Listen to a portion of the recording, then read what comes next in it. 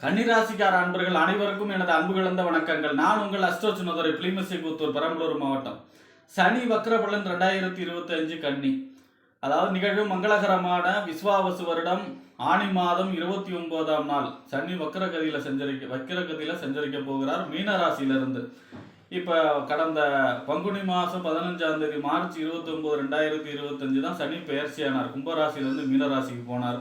இந்த மீனராசியில இருந்து கொண்டே வக்ரகதியில சஞ்சரிக்க போகிறார். இந்த ஆணி மாதம் 29ஆம் தேதியிலிருந்து கார்த்திகை மாதம் 12ஆம் தேதி வரை, அதாவது ஜூலை 13ஆம் தேதியிலிருந்து நவம்பர் மாதம் 28ஆம் தேதி வரை உள்ள காலங்களில் சனி பகவான் மீனராசியில வக்ரகதியில சஞ்சரிக்க போகிறார். இதனால கன்னிராசிக்காரர்களுக்கு ஏற்படக்கூடிய மாற்றங்கள் என்ன? ஏன்னா கன்னிராசிக்கு கண்டக சனி நடக்குது இல்லையா? நடக்கக்கூடிய நற்பலன்கள் என்ன, தீய பலன்கள் என்ன, செய்யக்கூடிய வழிபாடுகள் என்ன, பரிகாரங்கள் என்ன, எந்தெந்த விஷயங்களில் கவனமாக இருக்க வேண்டும் என்பதையெல்லாம் பற்றி இந்த காணொலியிலே பார்ப்போம். இது போன்ற தொடர்ந்து ஜோதிட தகவல்களை பெறவும் தமிழ் மாத ராசி பலன்களை தெரிந்து கொள்ளவும் நமது சேனல் அஸ்ட்ரோ சுனதுரை சப்ஸ்கிரைப் செய்து கொள்ளுங்க, லைக் பண்ணுங்க, நண்பர்களுக்கு ஷேர் பண்ணுங்க. பொதுவா வக்ரம் அப்படிங்கிறது சூரியன், சந்திரன், ராகு, கேது இந்த 4 கிரகத்தை தவிர எல்லா கிரகங்களும் வக்ரமடையும். சனி இருக்கக்கூடிய ராசியிலிருந்து சூரியன் 5வது ராசி, 6வது ராசி, 7வது ராசி, 8வது ராசி, 9வது வரை வக்ரகதியில சஞ்சரிப்பார். அதாவது சனி இருக்கிற ராசியிலிருந்து சூரியன் 5, 6, 7, 8, 9 ராசிகளில் சூரியன் சஞ்சரிக்கக்கூடிய காலங்களில் சனி வக்ரகதியில சஞ்சரிப்பார். இந்த வக்ரம் அப்படிங்கிறது சுபகிரகம் வக்ரமானா நன்மை இல்லை, அதே பாவகிரகம் வக்ரமான நன்மை. ஏன் அப்படின்னா வக்கரம் பெறும்போது கிரகங்கள் தன்னுடைய காரகத்துவ பலன்களை குறைத்து ஆதிபத்திய பலன்களை செய்யும்.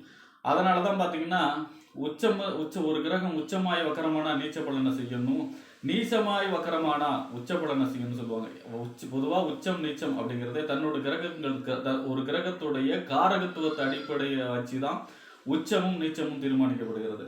அந்த வரிசையில பாத்தீங்கன்னா சனியுடைய காரகத்துவம் அப்படிங்கிறது பாவகிரகம் வக்கரமான நன்மையான பலன்களும், சுபகிரகம் வக்கரமான தீமையான பலன்களும் சொல்லுவாங்க. அப்ப பாத்தீங்கன்னா சனியுடைய காரகத்துவங்கள் என்ன அப்படின்னா தடை, தாமதம், இழுபறி, வலிவேதனைகள், துக்கம், துயரம், அதே போல பார்த்தீங்கன்னா கடன், வறுமை, இந்த மாதிரியான அசுப பலன்களா இருக்கும் சனியுடைய காரகத்துவங்கள்.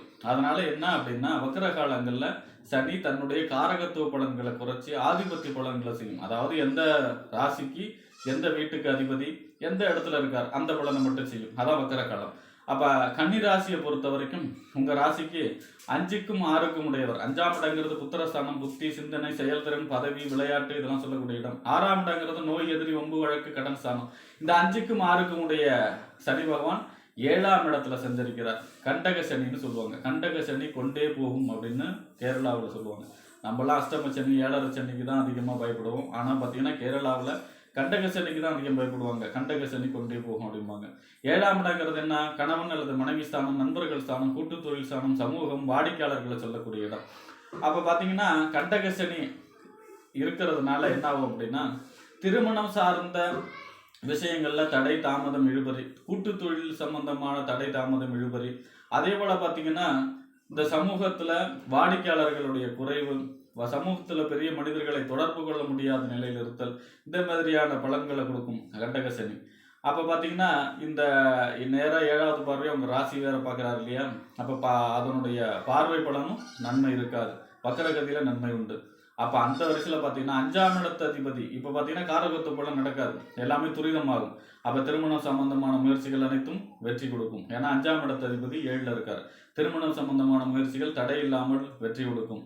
அதே மாதிரி பாத்தீங்கன்னா குழந்தை பேரு, கரு உண்டாகக்கூடிய அமைப்பு, அனைத்து விதமான சுபகாரியங்களும் நடக்கக்கூடிய அமைப்பு, புத்தி, சிந்தனை, செயல்திறனும் மிக சிறப்பாக செயல்படக்கூடிய அமைப்பு, கூட்டு தொழில் வெற்றி பெறக்கூடிய அமைப்பு, தொழிலிலே வாடிக்கையாளர்கள் பெருகக்கூடிய அமைப்பு, பெரிய மனிதர்களுடைய அறிமுகம், தொடர்பு இதெல்லாம் ஏற்படக்கூடிய அமைப்பு. அதே போல பாத்தீங்கன்னா 5ஆம் இடம் காதல் ஸ்தானம், காதலிலே புதிய காதல் ஏற்படக்கூடிய அமைப்பு, காதலிலே வெற்றி பெறக்கூடிய அமைப்பு. 6ஆம் இடத்து அதிபதியும் அவர் தான். 6ஆம் இடத்து அதிபதி 7ல இருக்காரு அப்படின்னா வாழ்க்கை துணையிடம் கொஞ்சம் விட்டு கொடுத்து செல்ல வேண்டும். ஏன்னா 6ஆம் இடங்கிறது நோய், எதிரி, ஒம்பு, வழக்கு, கடன் ஸ்தானம், உத்தியோகஸ்தானம். அப்ப வாழ்க்கை துணையிடம் விட்டு கொடுத்து செல்ல வேண்டும், வாக்குவாதத்தை தவிர்க்க வேண்டும். அதே போல பாத்தீங்கன்னா 6ஆம் இடத்து அதிபதி உத்தியோகஸ்தானமும் கூட. அப்போ உத்தியோகஸ்தானத்து அதிபதி 7 இருக்காருன்னா உத்தியோக உயர்வு, உத்தியோகத்தில் உயர்வு, அதே மேலே பதவி உயர்வு, சம்பள உயர்வு, இந்த மாதிரியான உத்தியோக சம்பந்தமான உயர்ச்சி, வேலை இல்லாதவங்களுக்கு வேலை கிடைக்கக்கூடிய அமைப்பு, இந்த வேலையில் இடமாற்றம், இந்த மாதிரியான நல்ல வேலை கிடைக்கக்கூடிய அமைப்பு, இந்த மாதிரியான அமைப்பும் நடக்கும். ஆனால் வாழ்க்கை துணையிடம் தேவையில்லாத வாக்குவாதங்களை தவிர்க்க வேண்டும். அதே போல் பார்த்திங்கன்னா நண்பர்களிடம் வாக்குவாதங்களை தவிர்க்க வேண்டும். அதே மாதிரி பார்த்திங்கன்னா நம்ம கடைக்கு வரக்கூடிய வியாபாரத்துக்கு, அதாவது நம்ம தொழில் சார்ந்து வரக்கூடியவங்கள்ட்ட வாடிக்கையாளர்கள்ட்டையும் கவனமாக வாக்குவாதத்தை தவிர்த்து செயல்பட வேண்டும். மற்றபடி பார்த்திங்கன்னா சனி வக்ரகாலம் அப்படிங்கிறது கன்னிராசியை பொறுத்த வரைக்குமே கண்டக சனியோட பாதிப்புலேருந்து விடுபடக்கூடிய காலம். அப்போ திருமண சம்பந்தமான முயற்சி, குழந்தை பேர், திருமணம், அதே போல் பார்த்திங்கன்னா அனைத்து விதமான சுபகாரியங்களும் நடக்கக்கூடிய அமைப்பு ஒரு நல்ல காலம்னே சொல்லலாம். வக்கரகாலம் கண்டக சனி செயல்படாத கன்னிராசியை பொறுத்த வரைக்குமே 5க்கும் 6க்கும் உடையவர் 7ல் இருந்தால் என்ன பலனை செய்வாரோ அது நடக்கும். தடை, தாமதம், இழுபறி, அசிங்க, அவமானம், வலி, வேதனை, கடன், இந்த மாதிரியான பிரச்சனைகள் எல்லாம் தடைப்படும். 7வது பறை உங்கள் ராசியை பார்க்குறாரு. அப்போ ஆரோக்கியத்தில் குறைபாடு இருக்கும். அந்த ஆரோக்கிய குறைபாடுகள் எல்லாம் நீங்கி, மனதில் உள்ள குறைபாடுகள் எல்லாம் நீங்கி ஒரு அற்புதமான காலமாக சனி வக்கர காலம் கன்னிராசிக்காரர்களுக்கு ஆணி 29லிருந்து கார்த்திகை மாதம் 12ஆம் தேதி, ஜூலை 13லிருந்து நவம்பர் 28ஆம் தேதி வரை உள்ள காலம் மிகச்சிறப்பாக இருக்கும் என்று கூறி விடைபெறுகிறேன். நன்றி, வணக்கம்.